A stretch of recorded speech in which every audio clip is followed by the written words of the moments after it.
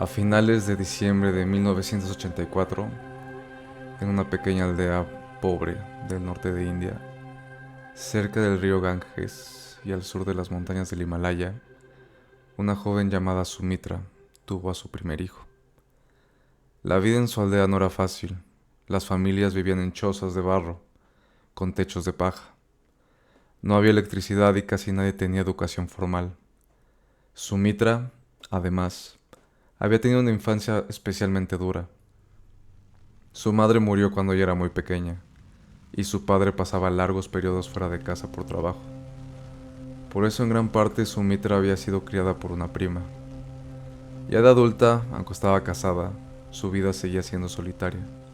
Su esposo también tenía que viajar mucho para trabajar, así que Sumitra vivía con sus suegros en una pequeña choza. No tenía cerca a su propia familia, y no era particularmente cercana con la familia de su esposo. Pero todo eso pareció cambiar cuando nació su bebé. Desde el primer momento, Sumitra se enamoró profundamente de su hijo. Lo llevaba con ella a todas partes. Amarrado contra el pecho mientras cocinaba, hacía labores de la casa o caminaba por la aldea. Si tenía una mano libre, la usaba para acariciarle la cabeza o hacerle cosquillas en los pies. Por primera vez en mucho tiempo, Sumitra no se sentía sola. Sentía que algo en su vida por fin iba bien. Hasta que un día, a inicios del 85, todo cambió. Sumitra caminaba hacia el pueblo para sacar agua del pozo. Llevaba a su bebé atado al pecho y avanzaba por un camino de tierra, como cualquier otro día. Pero de pronto se detuvo en seco. Su cuerpo quedó completamente rígido. La cubeta que llevaba cayó al suelo. Un par de aldeanos escucharon el golpe y voltearon a verla. Sumitra estaba parada, inmóvil, como congelada. Uno de ellos se acercó preocupado y le preguntó qué pasaba, pero ella no respondió. Entonces el aldeano miró sus manos. Los dedos de Sumitra estaban doblados hacia atrás con tanta fuerza que parecía que podían romperse. Luego miró su rostro. Sus ojos se habían volteado hacia atrás, como si se hubieran perdido detrás de su cráneo, y estaban rechinando los dientes de una forma brutal. Cada movimiento de su mandíbula producía un sonido seco y fuerte, como crujidos. El aldeano retrocedió aterrorizado. En ese momento, el bebé de Sumitra, que seguía amarrado a su pecho, empezó a llorar. El llanto del niño y la imagen de Sumitra parada en esa postura grotesca atrajeron a más personas. En pocos minutos, había un pequeño grupo de aldeanos rodeándola, sin saber qué hacer. Y entonces, tan repentinamente como había empezado, el episodio terminó. Sumitra sacudió la cabeza, parpadeó, miró alrededor y se dio cuenta de que su hijo lloraba desesperado y de que todos la estaban observando. No entendía nada. Se sintió avergonzada, recogió su cubeta, abrazó a su hijo y siguió hacia el pozo. Cuando regresó a su casa no le contó a nadie lo ocurrido. En realidad tampoco lo recordaba bien. Se convenció de que quizá había sido cansancio, estrés o falta de sueño por tener un bebé pequeño. Pero unas semanas después volvió a pasar. Esta vez su suegro entró a la cocina y la encontró de pie, completamente rígida. Sus manos estaban dobladas hacia atrás, sus ojos en blanco. Intentó despertarla, la sacudió, le habló, pero durante casi 10 minutos no pudo hacerla reaccionar. Cuando finalmente salió del trance, Sumitra no recordaba nada. Para mayo del 85 los episodios ya ocurrían casi todos los días. Y no solo eso, cada vez duraban más. A veces pasaban horas en ese estado. Luego vino algo todavía más extraño. Durante los trances, Sumitra empezó a hablar. A veces gritaba pidiendo ayuda, decía que sentía que le aplastaban la cabeza.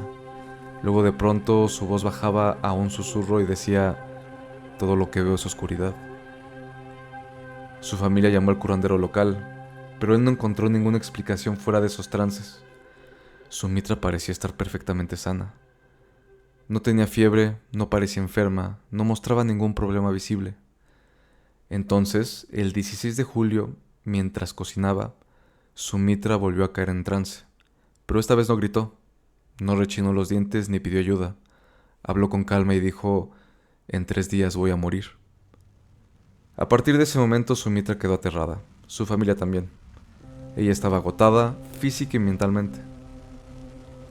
Había dejado de cuidar directamente a su bebé, que ya tenía unos 8 meses, porque tenía miedo de caer en trance mientras lo cargaba y lastimarlo sin querer. Su suegra prácticamente se convirtió en la cuidadora oficial del niño, y su esposo dejó de viajar por trabajo para quedarse en casa y ayudar. Llegó el 19 de julio, el día en que Sumitra había dicho que moriría. Desde que despertó, hizo un esfuerzo consciente para evitar cualquier cosa peligrosa. No cocinó porque no quería estar cerca del fuego. No caminó cerca de bordes ni escaleras. No se acercó a objetos filosos. Incluso mantuvo distancia de su hijo para asegurarse de no ponerlo en peligro. Pasó la mañana y luego la tarde. Nada malo ocurrió. Sumitra parecía estar bien, así que su familia empezó a relajarse. Mientras su suegra preparaba la cena, Sumitra decidió salir un momento a tomar aire fresco. Afuera vio a una amiga del otro lado del camino. La saludó con la mano y su amiga empezó a caminar hacia ella alegremente. Pero antes de que pudiera llegar, Sumitra volvió a congelarse. Sus ojos se fueron hacia atrás, sus manos se pusieron rígidas, cayó en otro trance. Al principio su cuerpo empezó a moverse de manera desesperada, como si estuviera arañando el cielo. Respiraba con dificultad, su amiga corrió hacia ella, pero al llegar no pudo hacer nada. Sumitra estaba ahí, atrapada en su propio cuerpo. Luego se detuvo. Bajó las manos a los costados y quedó completamente rígida. De su boca salió un gemido grave, bajo, áspero, como un sonido que no parecía humano. El sonido se hizo más profundo y más profundo hasta que su voz desapareció y pareció quebrarse. Y entonces Sumitra quedó totalmente inmóvil. Su amiga, parada junto a ella, notó algo aterrador. Sumitra no respiraba. Seguía de pie, derecha, rígida, como una estatua, pero no respiraba. La amiga empezó a gritar pidiendo ayuda. El esposo de Sumitra, sus suegros y otros aldeanos salieron corriendo. La rodearon. Minutos después llegó el curandero. Revisó su pulso, su corazón, su boca y sus ojos. Después de examinarla, se apartó y dijo: «Ella está muerta». El esposo de Sumitra cayó de rodillas. Su suegra, que cargaba al bebé, comenzó a llorar. Mientras tanto, el cuerpo de Sumitra seguía de pie, rígido, con los ojos en blanco y el rostro congelado en una expresión que parecía un grito silencioso. Finalmente, el curandero y el suegro le bajaron al suelo y le cerraron los ojos. En aquella aldea no había hospital ni autoridad médica a la cual llamar. Además, por motivos religiosos y de salud pública, el cuerpo debía prepararse rápidamente. Los aldeanos empezaron a realizar los rituales funerarios hindús y después el cuerpo sería cremado. Mientras Sumitra yacía rígida en el suelo cerca de su casa, varias mujeres comenzaron a limpiarla y a ponerle aceites en el rostro. Otros aldeanos fueron a buscar madera para la cremación. Había tristeza, pero también había miedo. Todos conocían los trances de Sumitra. Todos habían visto cómo habían empeorado. Pero lo que no podían quitarse de la cabeza era que durante uno de esos episodios, ella había predicho su propia muerte. Esa noche, cuando cayó el sol, los padres no dejaron salir a sus hijos. Normalmente los niños habrían jugado en la aldea, pero esa vez los adultos los mantuvieron dentro de sus casas. Empezó a correr la idea de que algo oscuro había estado dentro de Sumitra, y que tal vez eso que la había matado seguía cerca. Afuera solo quedaron algunas mujeres preparando su cuerpo. Una de ellas estaba cepillando el cabello de Sumitra cuando de pronto se detuvo. Retrocedió, gritó y señaló el cadáver. Las demás mujeres miraron. Aunque Sumitra tenía los ojos cerrados, sus ojos se movían bajo los párpados. Se desplazaban de un lado a otro como si estuviera soñando. Entonces su pecho se llenó de aire, exhaló largo y fuerte, abrió los ojos y se sentó de golpe. Las mujeres gritaron y retrocedieron. Durante aproximadamente 45 minutos, Sumitra había estado pálida, sin pulso, sin latido, aparentemente muerta. Pero ahora estaba sentada, mirando a su alrededor, como si acabara de despertar de un sueño. Se limpió los aceites de la cara y trató de ponerse de pie. El curandero, al escuchar los gritos, volvió corriendo. La ayudó a levantarse porque estaba débil y tambaleante. La revisó otra vez. Pulso, corazón, boca, ojos. Luego le preguntó cómo se sentía. Sumitra respondió: «Estoy bien». El curandero se volvió hacia la multitud de aldeanos que se había reunido y con una sonrisa enorme dijo: «Acaban de presenciar un milagro. Sumitra ha vuelto de entre los muertos». Su esposo, abrumado por la alegría, corrió hacia ella para abrazarla, pero cuando Sumitra lo vio acercarse, retrocedió asustada. Levantó las manos para protegerse de él. El curandero se interpuso y le dijo al esposo que le diera espacio, que ella acababa de pasar por algo traumático. Todos pensaron que tal vez solo estaba confundida, como le pasaba de vez en cuando, y más después de sus trances, pero a una escala mucho mayor. La llevaron de regreso a su choza, la acostaron y se quedó dormida. A la mañana siguiente, al despertar, parecía mejor. Estaba menos confundida, pero en cuanto vio a su esposo y a sus suegros, entró en pánico. Salió corriendo de la choza. El curandero, su esposo y su suegro corrieron tras ella. Cuando su esposo la alcanzó y la tomó del brazo para detenerla, Sumitra se soltó violentamente y gritó: «¿Cómo te atreves a tocar a la esposa de otro hombre?». Mientras la llevaban de vuelta, seguía gritando: «Ustedes no son mi familia, esta no es mi casa». Finalmente tuvieron que arrastrarla al interior de la choza, y mientras la metían, Sumitra gritaba algo todavía más extraño: «Mi nombre es Shiva Dueti. Mis suegros me mataron». Durante los siguientes días, el curandero y la familia intentaron hacerla reaccionar. Nada funcionó. Sumitra se negaba a tocar a su hijo, al bebé que antes adoraba. En cambio, exigía que le llevaran a Tingu y a Ringu, dos nombres que nadie en su familia conocía. También empezó a hacer cosas imposibles para la Sumitra de antes. Ella nunca había ido a la escuela y no sabía escribir, pero de pronto se encerraba en su habitación y escribía cartas largas, dirigidas a personas desconocidas, pidiéndoles que fueran por ella y la llevaran a su casa. Cuando no escribía, se sentaba en el patio mirando una cicatriz en su pie, preguntándose cómo se la había hecho. Empezó a cubrirse la cabeza con el sari de una forma extraña. Se negó a comer en los platos que usaba en la familia. Su voz cambió, sonaba más aguda, más rápida, con un acento y una manera de hablar que no eran los suyos. También se volvió brusca y grosera con su familia. Con el tiempo, todos dejaron de intentar convencerla de que era Sumitra. Pensaron que quizás, durante esos 45 minutos que estuvo sin latido en el corazón, había sufrido algún daño cerebral o alguna ruptura psicológica, así que se limitaron a evitar que huyera o se lastimara. Pasaron 3 meses. El 20 de octubre del 85 alguien tocó a la puerta. El esposo de Sumitra abrió y encontró a un hombre mayor, vestido con traje y zapatos elegantes. En esa aldea nadie vestía así. De hecho, muchas personas ni siquiera usaban zapatos. El hombre parecía fuera de lugar, nervioso, como si no quisiera estar ahí, pero se sintiera obligado a hacerlo. Contra el pecho sostenía un enorme libro encuadernado en cuero, con bordes dorados. Habló en voz baja, dijo que se llamaba Ram Trapathi, y preguntó si en esa casa vivía una mujer joven que recientemente había empezado a comportarse de forma extraña. El esposo de Sumitra no lo conocía, no sabía de dónde venía, y no entendía cómo ese hombre podía saber lo que pasaba con su esposa. Le pidió que esperara. Entró a la choza y fue al cuarto de Sumitra. Ella estaba escribiendo otra carta. Su esposo le dijo que afuera había un hombre extraño llamado Ram Trapathi preguntando por ella. Esperaba que Sumitra lo mirara con la misma expresión perdida de los últimos días, pero no. Sumitra levantó la vista con una enorme sonrisa. Se puso de pie de un salto. Corrió hacia la puerta y se lanzó en los brazos de Ram. Ram quedó desconcertado, todavía sujetando su libro. Sumitra se acercó a su oído y le susurró algo.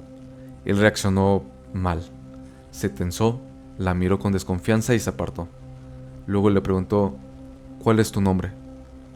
Sumitra lo miró con enojo y dolor, como si se sintiera traicionada, y respondió: «Mi nombre es Shiva Dueti». Ram no dijo nada. Solo señaló una barda baja afuera de la casa para que ambos se sentaran. Abrió su gran libro de cuero. Dentro había fotografías. Le mostró una foto con varias personas. «¿Puedes decirme quiénes son?», preguntó. Sumitra miró la imagen y empezó a decir sus nombres, uno por uno. Todos eran correctos. El esposo de Sumitra, que observaba desde unos pasos atrás, no reconocía absolutamente a nadie. No tenía idea de quiénes eran estas personas. Ram pasó a otra foto. Sumitra volvió a identificar correctamente a todos. Finalmente, Ram señaló una fotografía donde aparecía una sola persona.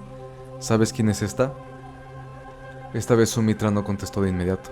Miró la imagen, empezó a respirar con fuerza y su rostro se llenó de enojo. Entonces dijo: sí, sé quién es.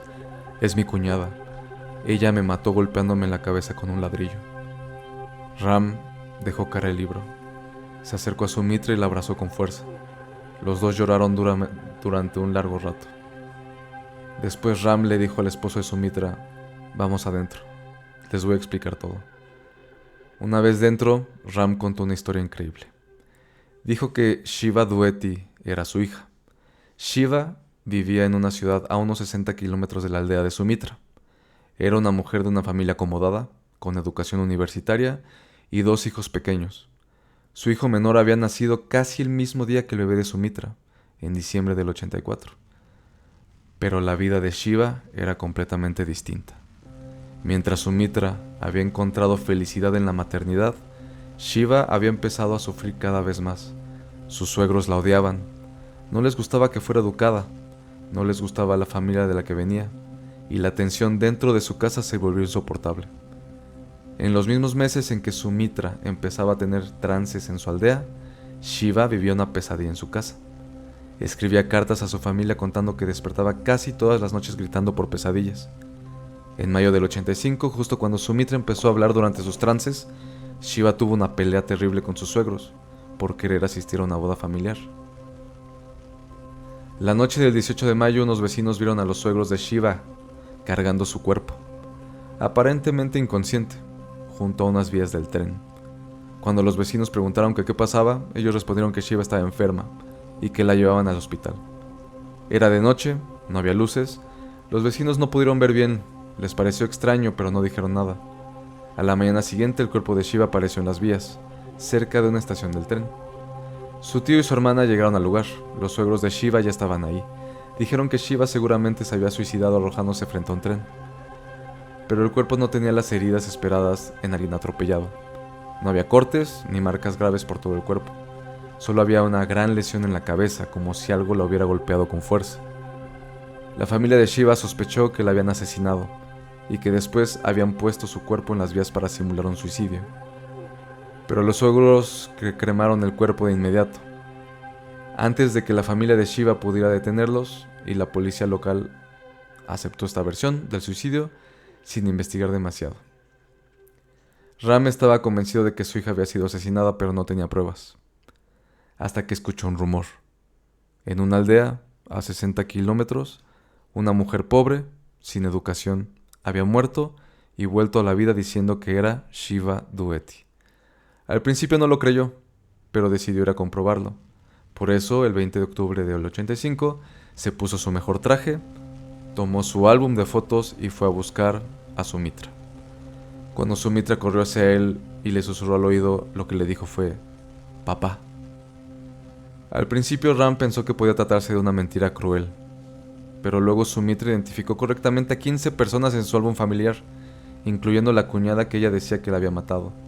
Y lo más impactante fue que Sumitra dijo que Shiva había muerto por un golpe en la cabeza con un ladrillo. Esa era una explicación que ni siquiera Ram conocía con certeza, pero coincidía con la lesión que la familia había visto en el cuerpo. En ese momento, Ram creyó que la conciencia, el espíritu o la memoria de su hija Shiva estaba dentro de Sumitra. El caso llegó a la policía, se investigó y algunos miembros de la familia política de Shiva fueron acusados, pero el testimonio de Sumitra no fue aceptado en la corte. Oficialmente el caso nunca se resolvió. Los suegros de Shiva siempre negaron haberla matado. Aún así, la historia no terminó ahí.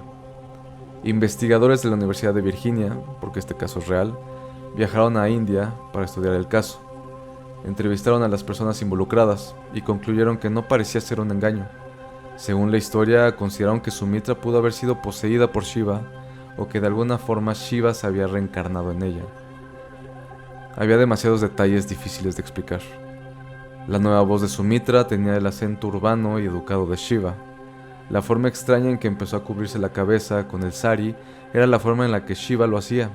Sumitra rechazaba los platos de su familia porque, según ella, era una mujer rica obligada a vivir en una choza pobre. Los nombres de Tinku y Ringu, que pedía desesperadamente, eran los apodos de los 2 hijos de Shiva, y las cartas que Sumitra escribía a supuestos desconocidos en realidad iban dirigidas a familiares reales de Shiva. Sumitra vivió el resto de su vida identificándose como Shiva. Los padres de Shiva la aceptaron como su hija. Con el tiempo, Sumitra también volvió a aceptar a su propio hijo y lo crió con su esposo en su pequeña aldea. Murió en 1998.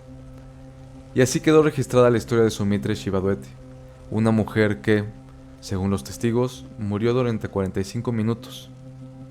Volvió a la vida diciéndose a otra persona. Reconoció familiares que jamás había conocido. Reveló detalles de una muerte sospechosa y terminó uniendo a dos familias que, hasta ese momento, no sabían nada la una de la otra. Como les comenté, este es un caso registrado, es un caso real, lo pueden investigar.